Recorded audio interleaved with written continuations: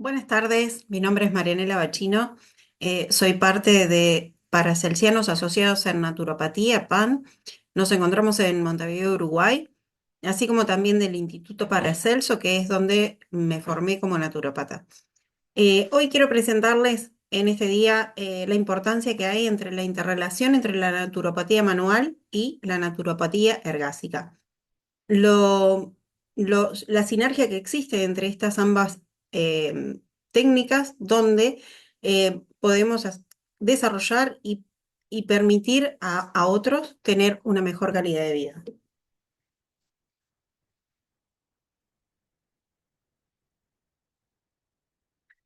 Bien, primeramente contarles un poquito quién es Paracelso, ¿no? Nuestro Paracelso su nombre es Theophrastus Philippus Aurelius Bombastus von Berenheim, más conocido como Paracelso. Está considerado una de las figuras más importantes en la historia de la medicina. Nació en Suiza. Fue en su tiempo uno de los más controversiales maestros dentro de lo que era la medicina. Fue el primer cirujano que hubo a nivel médico. eh, Creía mucho en los astros, daba todo su crédito también a todo lo que era las energías de las plantas y demás, y así fue como él creó su propia eh, filosofía de vida, por así decirlo, y siempre motivado a conocer un poco más al hombre, al ser humano, ¿verdad? Es así que dentro de sus doctrinas médicas, especialmente en el campo terapéutico, es considerado muy importante, ¿sí? Fue el primero en defender ciertos venenos y en decir que eh, administrados en pequeñas dosis podían ser empleados como medicamentos. Y esto produjo que en su momento fue rechazado por completo por la sociedad y por otros colegas en su era, en su momento de vida. Em, También sostenía que el hombre no solo era él como ser humano, sino que tenía alrededor muchas energías que lo motivaban, así como que también los enfermaban, ¿verdad? Bien, ¿qué relación tiene Paracelso con el tema de los masajes? Bueno, considerado un precursor en el siglo XVI, en la época del Renacimiento.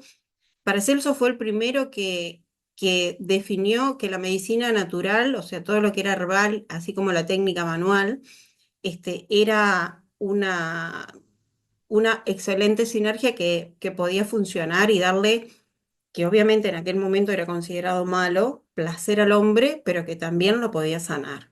¿Sí? Entonces es uno de los primeros que incentiva al ser humano a hacerse masajes. Totalmente rechazado por la iglesia en su momento, pero como siempre Paracelso supo hacerse oír y tener sus adeptos y asimismo ser parte de lo que es la historia del masaje. Lo que él complementó, obviamente, todo lo que eran las técnicas de masajes con las hierbas medicinales, y así fue que fusiona la naturopatía de las propiedades de las plantas con las técnicas manuales. Bien, y un poquito el tema de decir un masaje, cuando uno se realiza un masaje, cuando tiene una sobrecarga, cuando hay una contractura, cuando el cuerpo se siente cansado, cuando hay un tema deportivo, un cansancio por una acción que hemos tenido, por ejemplo, haber realizado un deporte y demás. Bueno, ¿y qué es una contractura? Bien, la contractura es una tensión que se genera en la fibra del músculo, que es involuntaria, que puede ser en un músculo específico o en un grupo muscular, ¿sí? La causa de este malestar o de esta tensión, que es la limitación de un movimiento. Por ejemplo, si yo tengo un dolor en el trapecio, voy a tener una limitación en levantar mi brazo, ¿sí? O en mover mi cuello, porque está interactuando con las dos zonas, todo lo que es cervical y todo lo que es hombro.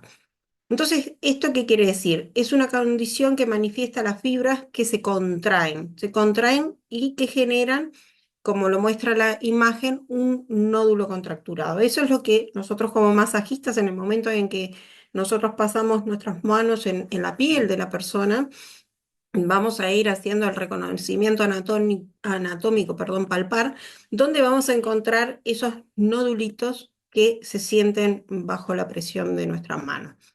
Bien, en este caso esos vendrían a ser la contractura y sí, y puede variar por muchísimos temas, ¿no?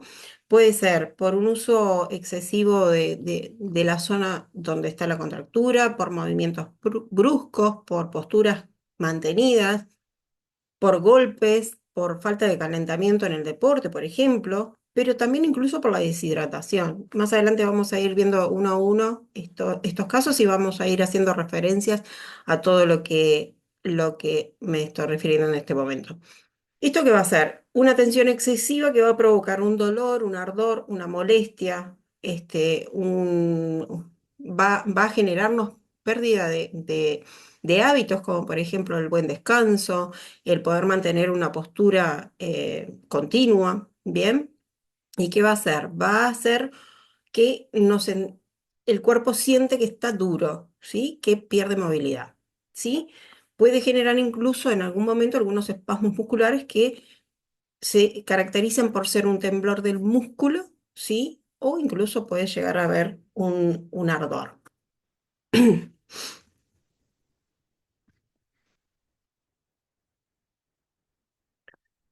Bien, depende de distintos factores, ¿verdad? ¿Qué quiere decir esto?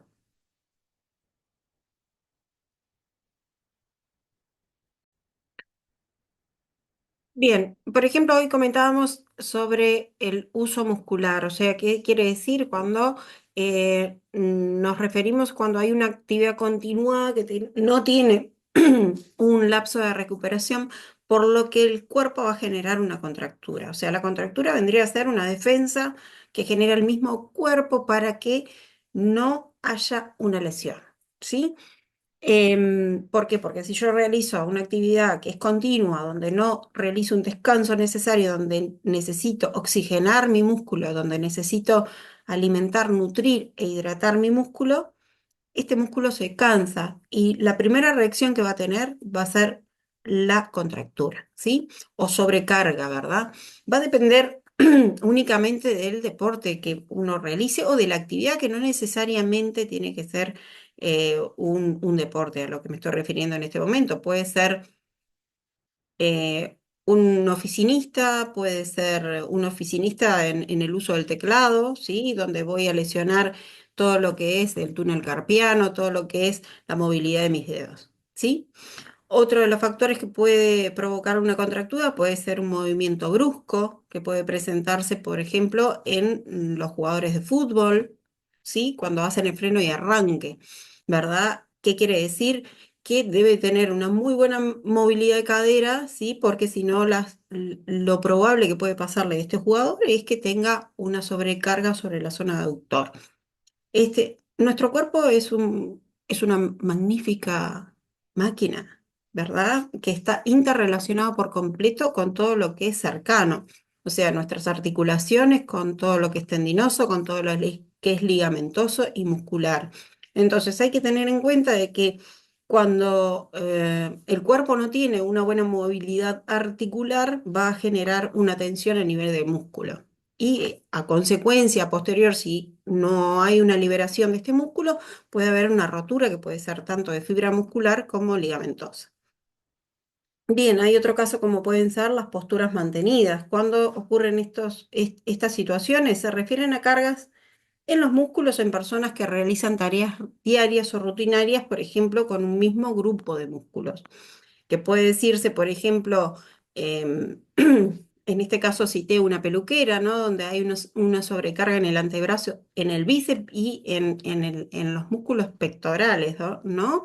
El uso reiterado donde la peluquera está con los codos elevados, ¿sí? Va en cierta medida a cortar todo lo que es trapecio y me va a doler todo lo que es la zona del pectoral. ¿sí? Obviamente, cada trabajo va a tener su desgaste, ¿sí? Por las zonas donde se trabaja más. Una persona que está mucho tiempo parado, obviamente, va a tener una sobrecarga en gemelos, va a tener un sobrepeso en todo lo que es en zona plantar, va a tener una molestia en todo lo que es cadera, porque obviamente es imposible siempre estar en la misma posición. Después tenemos otros temas, como por ejemplo los golpes o traumatismo, que esto es netamente, no puede ser en un deporte de alto impacto, como puede ser el rugby o el fútbol, o también puede ser en caídas en el hogar o en la calle o demás, ¿no? Eso también va a generar que el lugar donde yo me voy a golpear me va a generar una contractura y que obviamente va a generar un músculo tenso. Siempre hay que tener en cuenta que si hay un hematoma no se debe realizar masajes, es algo que es sabido por quienes somos masoterapeutas, que si hay un hematoma no se puede realizar masajes, sí se puede realizar a posterior de que el hematoma ya haya terminado su proceso de regeneración. Falta de calentamiento, ¿sí? Esta falta de calentamiento se refiere a todo lo que es el calentamiento articular y muscular, que obviamente lo que va a evitar es una lesión a futuro o una sobrecarga muscular en los músculos cercanos. Y algo que también es muy importante y que muchas veces no se tiene en cuenta, que la contractura puede venir de la mano de la deshidratación. ¿Por qué?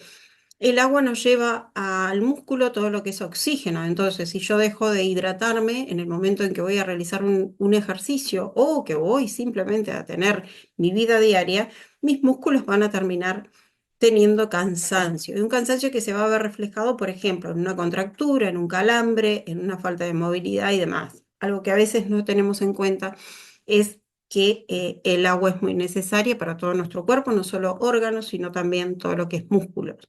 En el caso del deportista, el deportista por medio del sudor va a tener una pérdida de agua y a su vez de electrolitos, que principalmente se refiere a lo que es el sodio. Como todos sabemos, el músculo funciona en base a todo lo que es potasio y sodio, por ende, si yo estoy haciendo un ejercicio donde estoy transpirando mucho, voy a perder este sodio y la respuesta de mi cuerpo va a ser una contractura, una sobrecarga y un calambre en ese grado. Así que siempre va a ser muy importante la hidratación previa al ejercicio, así como también una buena alimentación en contenidos de sodio y potasio.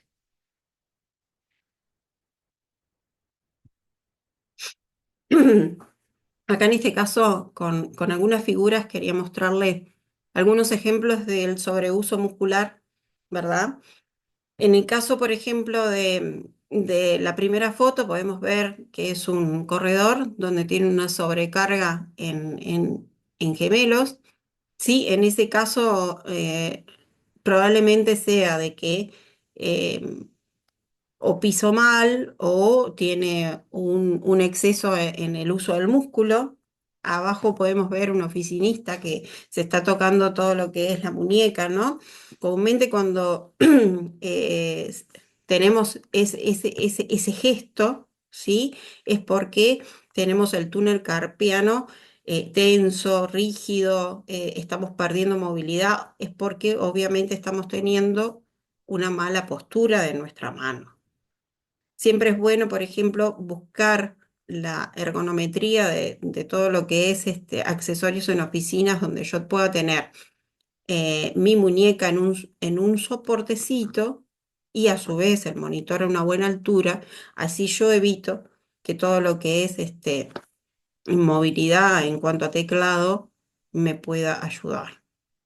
Bien, en los movimientos bruscos, en la segunda foto donde vemos dos jugadores de fútbol, donde el de violeta tiene la pelota y el de celeste está tratando de evitar que pase, en ese caso estamos hablando de un ejercicio de movilidad de cadera, ¿no? Un cambio de dirección, porque tanto el de celeste como el de violeta no sabe para qué lado va a ir el contrario, entonces por ende va a tratar de sacar el balón y esto tiene que provocar movilidad de cadera. Si en uno de estos casos alguno de estos jugadores no tiene una buena movilidad de cadera, va a generar y si hay un acortamiento isquiotibial también, obviamente, que es muy notable y común en jugadores, va a provocar una molestia posterior en gemelos y a su vez en zona lumbar. Entonces, es muy importante que,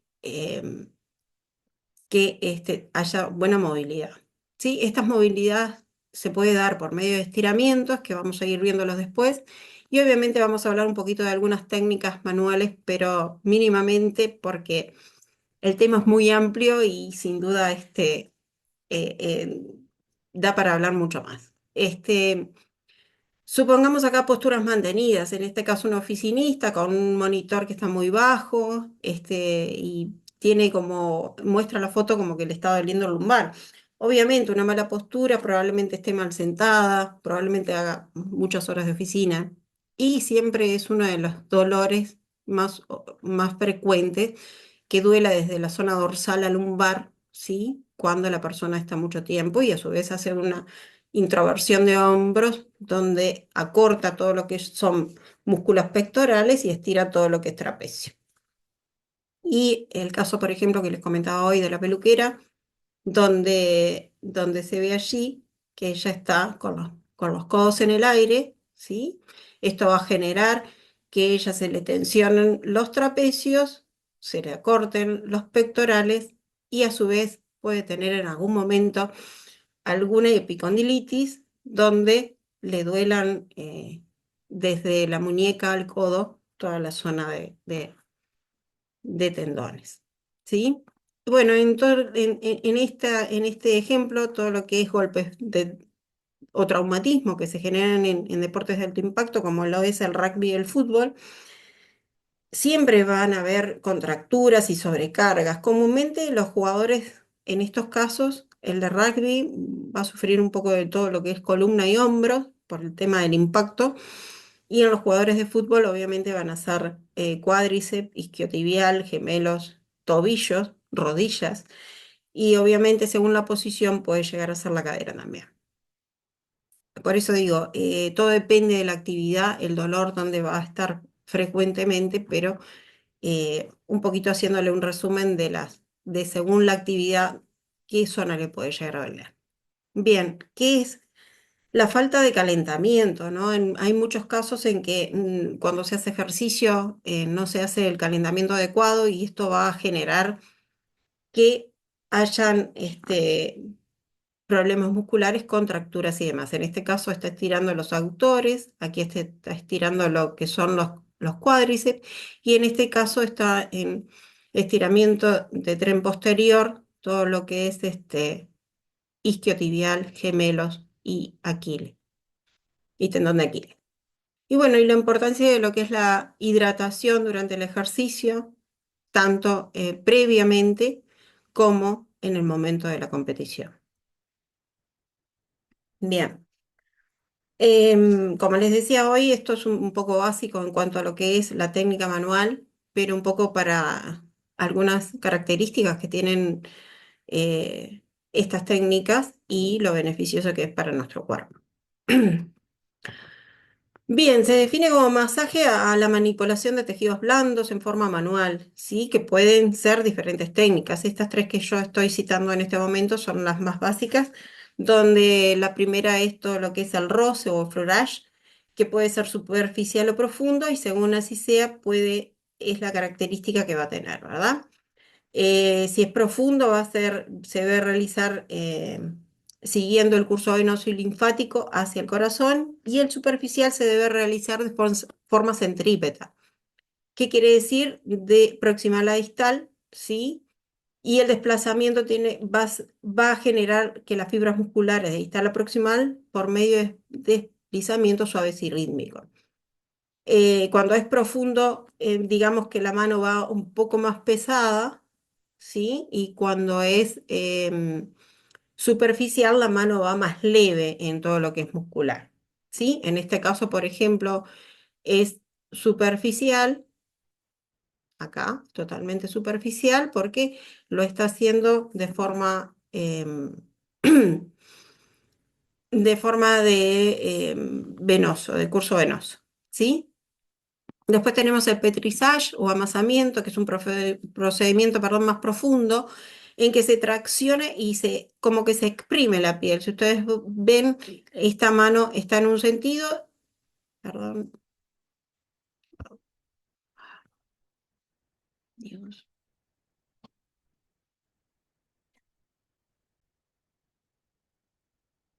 Como ustedes pueden ver, en este caso una mano está traccionando y la otra está como apretando o exprimiendo la piel, el tejido subcutáneo y la masa muscular. O sea, una mano va en sentido contrario a la otra, mientras una aprieta, la otra afloja. Eso vendría a ser la técnica de amasamiento.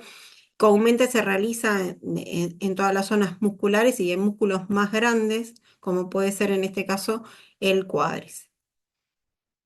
Y después tenemos la técnica de vibración que se usa cerca a las extremidades que disminuye el tono muscular. Puede ser de golpeteos así con el lateral de la mano, puede ser pellizcones finitos con las yemas de los dedos o pueden ser palmaditas rápidas que nosotros hacemos. Esto es lo que va a generar también es una mejoría en todo lo que es circulatorio, venoso y demás. En este caso, ¿cómo unimos un poco lo que es lo que hacía Paracelso con respecto a estas técnicas de masaje? Bien, por ejemplo, una de las hierbas más usadas en todo lo que son em, trabajo muscular es el romero, que es excelente porque es vasodilatador, tiene muchas propiedades con respecto a todo lo que es permite levantar temperatura en la fricción, ¿sí? Uno de los aliados para todo lo que es tendinoso y ligamentoso es el árnica, que ayuda muchísimo en la recuperación en zonas cercanas a estas lesiones que pueden ocurrir o zonas cansadas. A la lavanda, por ejemplo, que es un excelente relajante. Entonces, dependiendo de la necesidad de cada paciente, uno va a disponer de estas hierbas, tanto sea en forma de cremas o geles como para aliviar el dolor. ¿Qué beneficios tiene el masaje siempre que uno lo realiza? El aumento del flujo sanguíneo, el aumento de la recuperación muscular, el aumento de transporte de toxinas, ¿no? Por medio de la linfa, llevamos todas las toxinas al torrente de la linfa y al sistema linfático, ayudándonos a que a posterior el paciente pueda desintoxicar su cuerpo. Pedimos obviamente que siempre que el paciente viene a un masaje esté bien hidratado porque lo va a necesitar a posterior. La disminución en edemas, el aumento del ritmo cardíaco, obviamente, y disminución de presión sanguínea y de disminución de tensión muscular.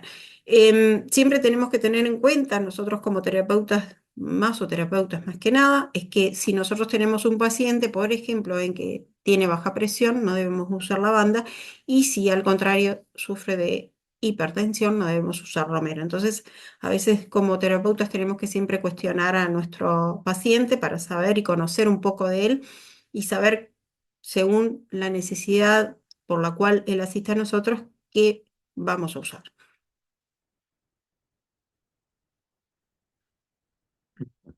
Bien, la relación entre la terapia manual y el ejercicio. Bien, aquí en este caso pueden ver una persona que está caminando y a posterior un masaje deportiva, ¿sí?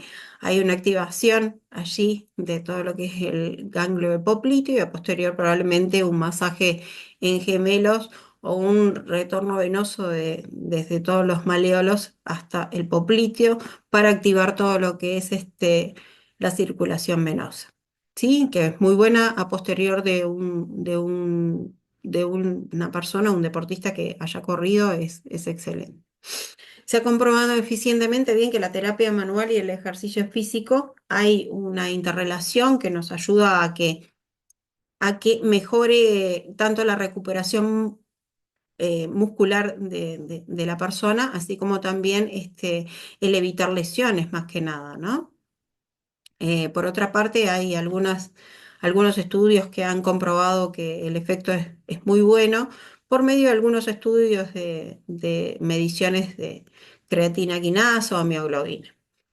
También se puede decir que cualquier persona que se realice un masaje o que lo agregue a su vida rutinaria, se beneficia con una reducción de fatiga de todo lo que es el músculo, mejora también el músculo y la resistencia y evita, obviamente, como ya habíamos comentado, las lesiones. Relaja, estimula circulación y reduce el dolor en su mayoría. Bien, ¿qué tipo de ejercicios? Bien, no necesariamente el ejercicio está ligado a hacer una rutina donde yo voy a trabajar con peso o voy a trabajar con sobrecargas.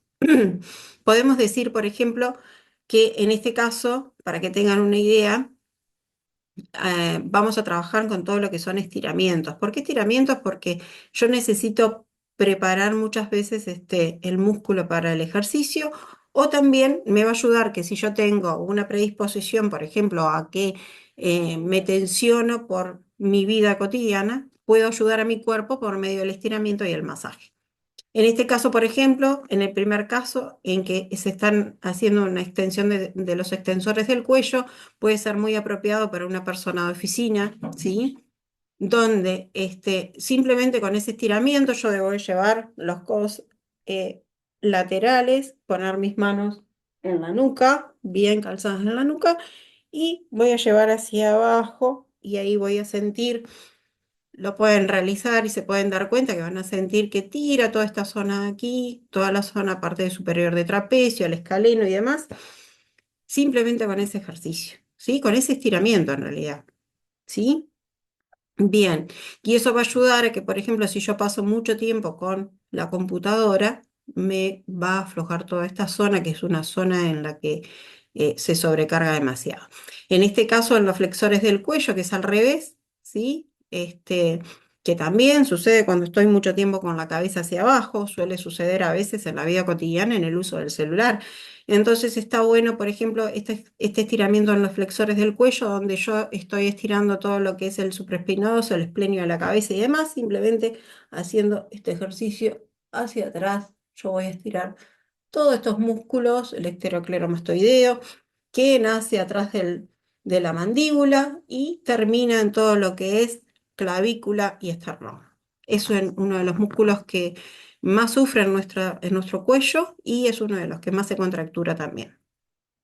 ¿Sí? Estos simples estiramientos pueden ayudar muchísimo a que si somos masajistas, por ejemplo, ayudar a nuestro paciente a que pueda tener una vida mucho más mejor calidad de vida, por así decirlo, ¿no? Estar más aliviado. Yo creo que no solo debemos de tener pacientes que vuelven, sino también pacientes que nos visitaron, les aliviamos el dolor, les recomendamos un buen ejercicio y pueden seguir con su vida cotidiana. El sanar es parte de nosotros. En este caso, por ejemplo, tenemos un estiramiento de flexores de hombro que puede darse para las personas que están mucho tiempo en esta posición, ¿sí? Donde yo estoy con una aversión de hombros, ¿sí? Donde en realidad tengo que estar en esta postura y estoy así. A veces son posturas normales de las personas o a veces son llevadas por un tema de un trabajo, una actividad o simplemente una costumbre. Entonces, en este caso, nos podemos poner en medio de una puerta, abrir nuestros brazos y llevar el pecho hacia adelante. Y en este caso vamos a estar estirando todo lo que es el bíceps braquial, el pectoral mayor, el dorsal ancho, ¿sí? Esos son los flexores del hombro, ¿sí? Nosotros necesitamos que nuestros flexores del hombro estén bien liberados para evitar tensión en nuestra cervical. Hay que tener en cuenta que nuestro cuerpo es una interrelación entre todo lo que es músculo, tendones y huesos, entonces hay una interrelación donde están conectados por completo. Bien.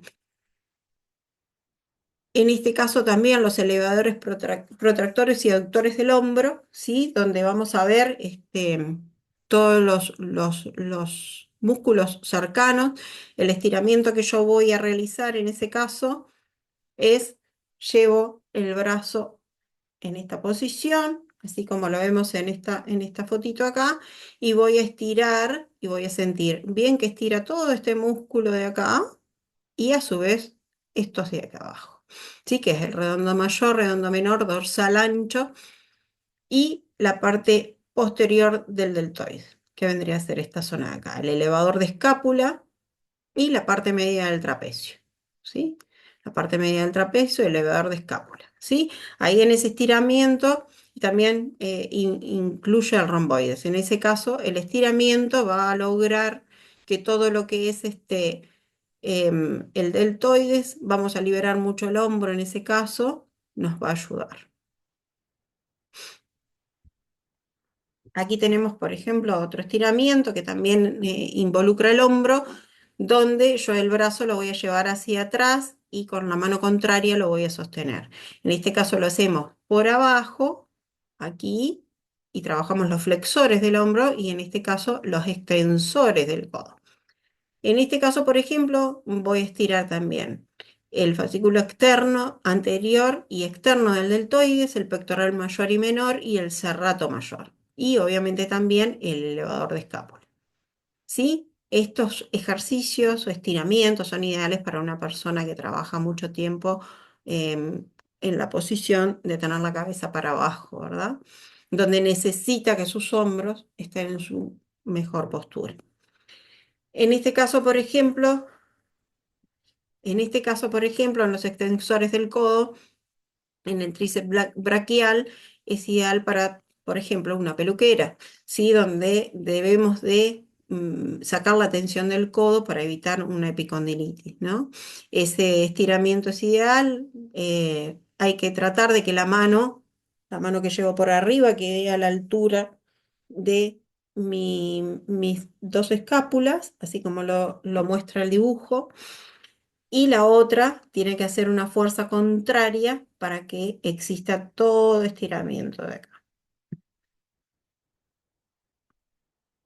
En este caso, por ejemplo, también los flexores de los dedos, ideal para peluqueras, ideal para oficinistas, ideal para personas que trabajan mucho con sus manos, ideales para personas que hacen torsión, por ejemplo, con un trapo, ¿sí? En este simple estiramiento donde yo realizo esa postura, también la puedo realizar desde el otro lado.